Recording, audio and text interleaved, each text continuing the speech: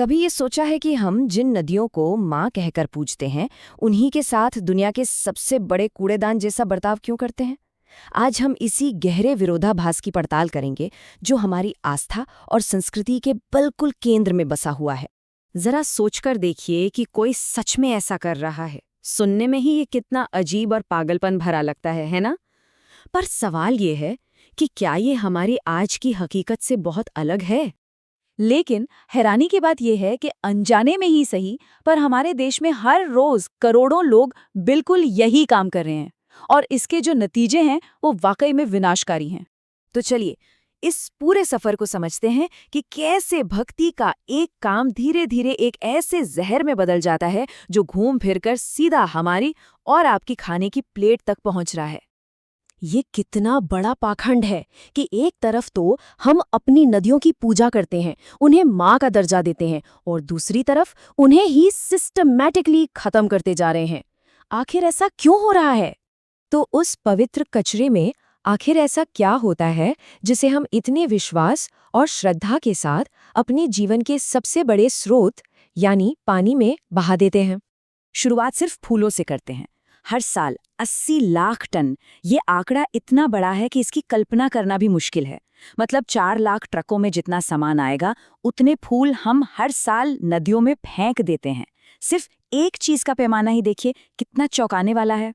देखिए, समस्या हमारी सोच की है।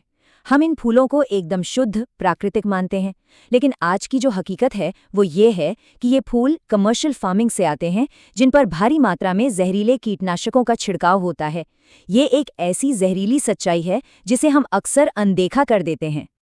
और जब ये कीटनाशक से भरे फूल पानी में जाकर सड़ते हैं, तो एक बहुत ही खतरनाक चेन रिएक्शन शुरू हो जाता है, जिसे यूट्रोफिकेशन कहते हैं।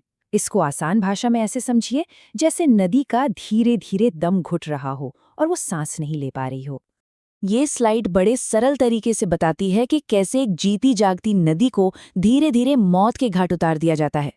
पहले केमिकल्स जाते हैं, फिर शैवाल की एक मोटी परत बन जाती है, वो सूरज की रोशनी और ऑक्सीजन को रोक देती है, और आखिर में अंदर का सारा जीवन खत्म हो जाता है।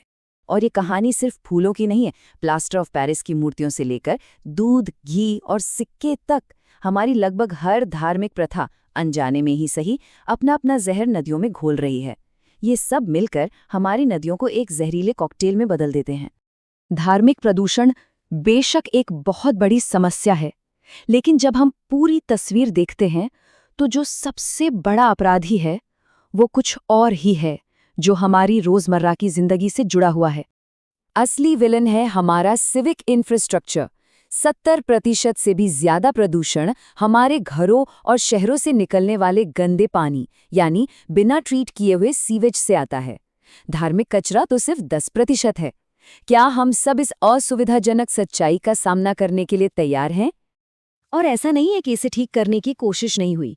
दशकों से हजारों करोड़ों रुपए इस पर खर्च किए जा चुके हैं, लेकिन नदियां साफ होने के बजाय और गंदी होती जा रही हैं। तो सवाल ये उठता है कि आखिर ये सारा पैसा जा कहाँ रहा है? और यही तो सारी समस्या की जड़ है। ये शानदार ढंग से दिखाता है कि जब एक साझा चीज को सब इस्तेमाल करते हैं तो वो कैसे बर्बाद होती है, क्योंकि हर कोई यही सोचता है कि मेरे अकेले के करने से क्या ही फर्क पड़ जाएगा। और यहाँ पर जो मुख्य बात है वो सरकारी रिपोर्टें खुद बताती हैं। कागज पर कानून तो बहुत सख्त हैं, लेकिन असलियत में जो सीवेज ट्रीटमेंट प्लांट हैं वो अपनी क्षमता से बहुत कम काम कर रहे हैं और बजट का भी सही इस्तेमाल नहीं हो रहा है। तो इस पूरी व्यवस्था की नाकामी की कीमत आखिरकार चुकाता कौन है? इसका जवाब बहुत सीधा और सरल है, हम सब। जो जहर हम नदी में डालते हैं वो कहीं गायब नहीं हो जाता, वो विनाशकारी बीमारियों के रूप में हमारे घरों में वापस लौटता है। हर साल लगभग 3.7 करोड़ लोग बीमार पड़ते हैं और 1 लाख से ज्यादा बच्चों की मौत हो जाती है। ये जितने भी जहरीले पदार्थ हैं, ये फूड चेन में घुस जाते हैं और फिर सब्जियों, मछली और पीने के पानी के जरिए सीधा हमारी प्लेट में परोसे जाते हैं। मतलब एक ऐसा अदृश्य खतरा जो हमारी थाली में मौजूद है। एक प्रोसेस होता है जिसे बायोमैग्निफिकेशन कहते हैं। इसके जरिए ये जहर फूड चेन में जैसे जैसे ऊपर जाता है, हजारों गुना ज्यादा खतरनाक और गाढ़ा होता जाता है। बिल्कुल वैसे ही जैसे एक छोटा सा बर्फ का गोला पहाड़ी से लुढ़कते हुए एक विशाल रूप ले लेता है। और ये जहर भारत के कृषि प्रधान इलाकों में कैंसर विलेज और कैंसर ट्रेन जैसी भयानक हकीकतें पैदा कर रहा है। ये कोई कुदरती आफत नहीं है, ये हमारी अपनी गलतियों का नतीजा है। स्थिति वाकई बहुत गंभीर है, लेकिन अगर हम अंधी आस्था की जगह जानकारी के साथ कदम उठाएं, तो अभी भी उम्मीद की एक किरण बाकी है। देखिए, समाधान आस्था पर रोक लगाना नहीं है, बल्कि ऐसे सम्मानजनक विकल्प देना है जो पर्यावरण और अर्थव्यवस्था दोनों को साथ लेकर चलें, जहां आस्था भी बनी रहे और हमारी नदियां भी बची रहें।